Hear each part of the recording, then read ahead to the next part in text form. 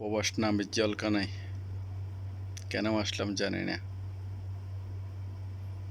নিজের সুখের জন্য, পরিবারের সুখের জন্য আজকে বিগত 14টা বছর প্রবাস জীবনে কেটে দিই, সুখ খুঁজে পেলাম না। 14 বছরের ইনকাম দিয়েও নিজেকেও কিছু করতে পারলাম না, ব্যাংক ব্যালেন্স করতে পারলাম না, নিজের পরিবারেরও কিছু করতে পারলাম না। আমার এই 14 বছরের ইনকাম আমি কী করছি আমি নিজেও জানি না। আমার কাছে 1 টাকা জমা নেই, নাই ব্যাংক ব্যালেন্স, নাই পরিবারের কোনো সুখ, নাই কোনো আজকে আত্মীয় স্বজনের সুখ, নাই কারো কাছে ভালোবাসা। বিগত 14 বছর প্রবাস জীবনে কেটে ইনকাম করে সেই ইনকামের টাকা কাদেরকে দিছি, কি করছি আমি নিজেও জানি না। আমার কাছেও এমন নেই, আমার ভবিষ্যৎ কি এটাও আমি জানি না। একমাত্র টাকার কারণে ফ্যামিলির থেকেও বিচ্ছিন্ন, কারো সুখ ভালোবাসা পাইনি, মা বাবা ভাই বোন তাদের জন্য কিছু করতে পারিনি, নিজের জন্য কিছু করতে পারিনি। করছি কি আমি নিজেও জানি না। আমি বিগত 14 বছর 14 তারিখ 11 মাস 2011-এর মধ্যে আমি পাড়ি দিই। আমার জীবনের সব সম্বল ইনকাম করে, যা ইনকাম করছে সব দেশে দিলাম। দেওয়ার পরও আজকে পরিবারের জন্য আমি কিছু করতে পারি নাই। তারা তাদের মতো করে কলা গাছ খেয়ে বড় হয়ে গেছে সবাই। আমি কি করছি আমি ভেবে চিন্তা করতেছি, কি কুল পাচ্ছি না। আমি কি করলাম আমি খাদের জন্য? সবাই তো কলা গাছ খেয়ে বড় হয়ে গেছে। কি বলবো, কাদেরকে বলবো?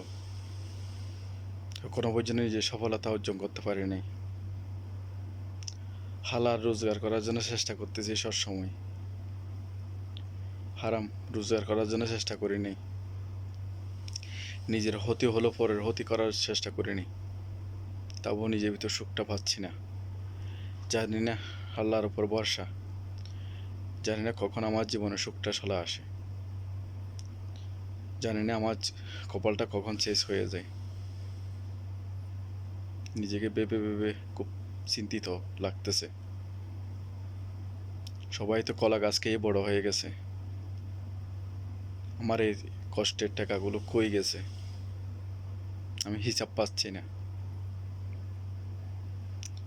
বিগত ভবিষ্যতের কি করব জানি না।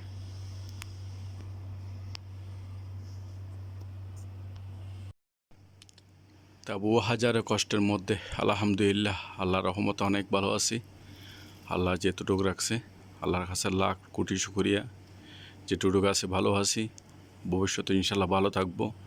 যদি কষ্ট থাকে কষ্টের মাঝেও ভালো থাকবো, চেষ্টা করি সবসময় যেটুকু পারি মানুষের হেল্প আর পাশে থাকার জন্য। সবসময় চেষ্টা করি নিজেকে একটু আড়ালে রেখে কষ্টের ভিতরেও নিজের সুখটা অর্জন করার জন্য।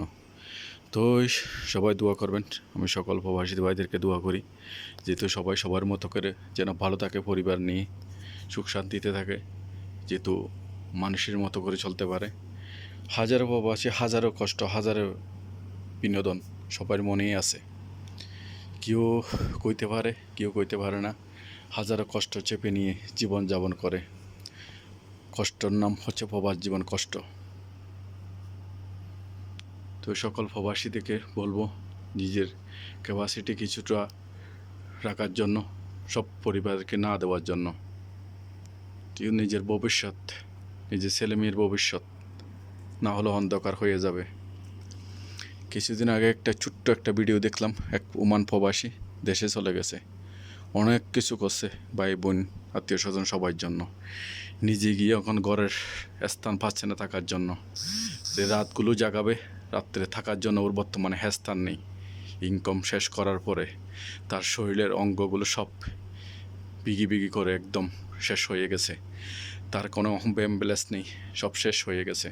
তার কাছে কোনো সম্মান নেই, শেষ হয়ে গেছে। তার কাছে কোনো টাকা নেই, শেষ হয়ে গেছে।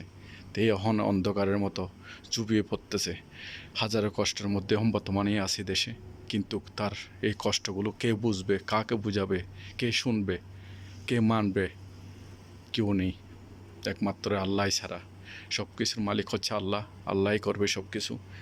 তার কপালে যেটা হয়।